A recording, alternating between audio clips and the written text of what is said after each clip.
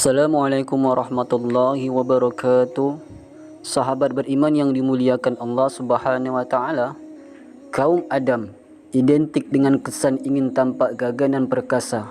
Sifat ini melekat pada dirinya sebagai salah satu kelebihannya dibandingkan kaum Hawa. Sifat ini juga menunjukkan pada kekuatan atau tenaga yang secara natural lebih kuat dibandingkan dengan wanita.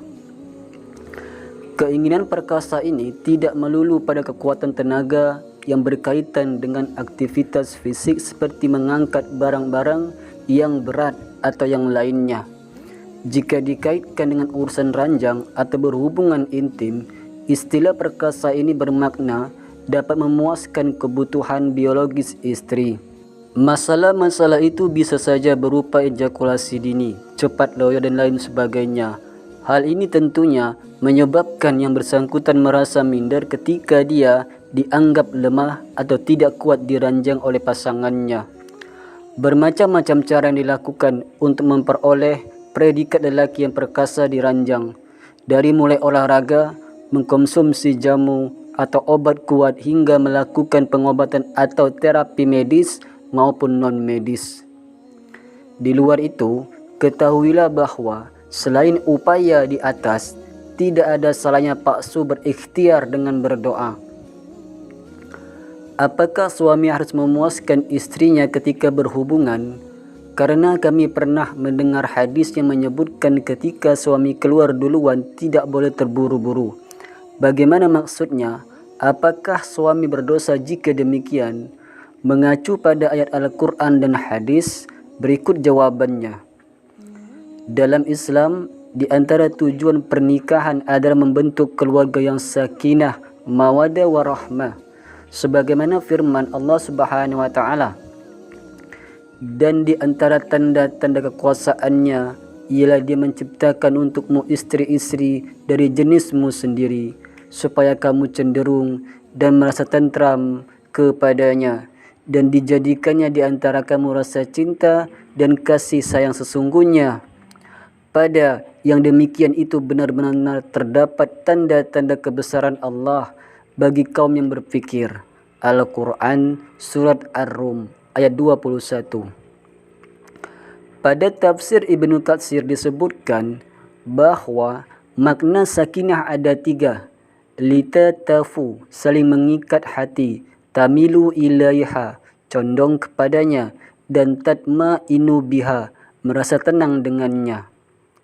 Seringkali sakinah disederhanakan dengan makna ketenangan. Salah satunya, tenang karena syahwat telah tersalurkan secara halal, dan ketenangan itu tidak bisa dicapai kecuali melalui pernikahan. Dalam rangka mencapai ketenangan seperti ini, suami istri perlu bersama-sama terpuaskan, dan memang suami istri sama-sama memiliki hak yang sama untuk mendapatkannya. Sebagaimana kaidah untuk hak dan kewajiban berumah tangga, sebagaimana firman-Nya,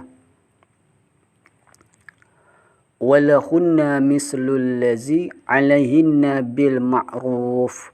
Istri memiliki hak yang harus dipenuhi suami, sebagaimana kewajiban yang harus ia penuhi untuk suaminya dengan baik dalam batas wajar.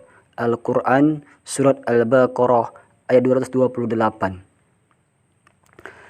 Jadi di dalam berhubungan pun, suami istri harus menjadikan asas ini sebagai pedoman, saling memenuhi hak pasangan, saling bekerja sama, dan saling menolong. Suami tidak boleh egois, asalkan ia puas lalu tidak peduli dengan pasangannya.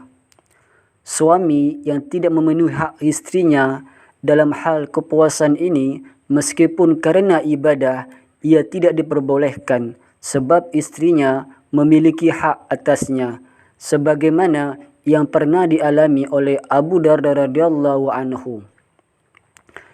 Jika seseorang di antara kamu berhubungan dengan istrinya, hendaklah ia lakukan dengan penuh kesungguhan. Jika ia menyesalkan kebutuhannya sebelum istrinya mendapatkan kepuasan, maka janganlah ia buru-buru mencabut hingga istrinya mendapatkan kepuasannya juga. Hadis riwayat Abdul Razak dan Abu Ya'la dari Anas. Imam Abu Hanifah, Imam Ahmad dan Ibnu Taimiyah berpendapat suami wajib menggauli istrinya sesuai dengan kemampuan suami dan kecukupan istri. Sedangkan Ibnu Qayyim Al-Jauziyah mengutip pendapat para gurunya yang menguatkan berpendapat bahawa suami harus memuaskan istrinya ketika berhubungan jika memungkinkan, sebagaimana dia wajib memuaskannya dalam memberi makan. Adapun jika suami sakit atau secara medis terhalang dari kemampuan memenuhi hal itu, maka penyelesaiannya dikembalikan kepada keridaan masing-masing. Sahabat beriman yang dimuliakan Allah Subhanahu wa taala, lafal doa agar kuat diranjang. Doa khusus yang diajarkan Nabi Muhammad sallallahu alaihi wasallam mengenai kasus lemah syahwat sepanjang pengetahuan penulis tidak ditemukan dalam berbagai literatur Islam klasik. Tetapi kami hanya menemukan doa agar perkasa diranjang yang dipanjatkan oleh Ibnu Muqadir, salah seorang tabi'in. Doanya sebagai berikut: Allahumma qawwa zakari fa innahu manfa'atu li ahli. Ya Allah, kuatkanlah zakarku karena sesungguhnya hal itu bermanfaat buat istriku. Memenuhi hak istri. Salah satu kunci kebahagiaan suami dalam rumah tangga adalah misfi milik istrinya, awet muda. Bagaimana cara mewujudkannya? Menurut keterangan yang terdapat dalam kitab Faidul Qadil karya Abdul Rauf Al-Munawi, Ibnu Munkadir memanjatkan doa agar dikuatkan zakarnya semata-mata untuk memenuhi apa yang menjadi hak istri. Dengan kata lain, untuk memenuhi birahi istrinya, sebab syahwat birahi perempuan itu ada pada laki-laki. Jika dibiarkan atau tidak disentuh, dikhawatirkan perempuan akan terjerumus dalam perzinahan. Ibnu Munkadir berdoa, Ya Allah, kuatkanlah zakatku, karena sesungguhnya hal itu bermanfaat buat istriku. Doa itu dipanjatkan agar Allah menguatkan zakat Ibnu Munkadir semata-mata untuk memenuhi kewajibannya sebagai suami yang menjadi hak istrinya, bukan untuk mengumbar syahwatnya. Sebab birahi perempuan itu ada pada laki-laki. Apabila dibiarkan, dikhawatirkan perempuan akan terjerumus ke dalam perzinahan.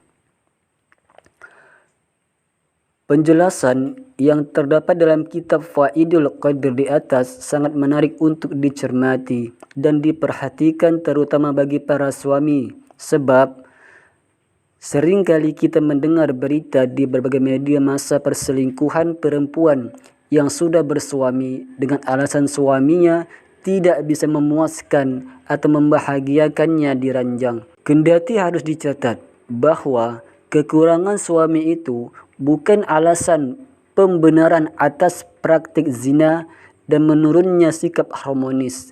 Demikianlah jawaban yang dapat kami kemukakan. Semoga bisa dipahami dengan baik.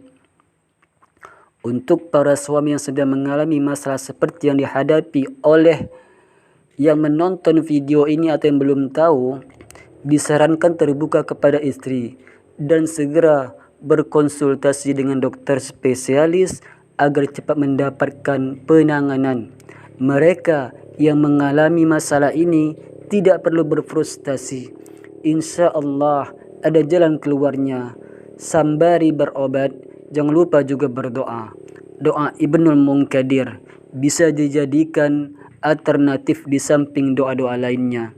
Sedangkan para istri sudah semestinya bersikap sabar dan mendukung suami dalam menyelesaikan problem yang dihadapinya. Wallahu a'lam bishawab. Semoga apa yang saya sampaikan bermanfaat. Wassalamualaikum warahmatullahi wabarakatuh.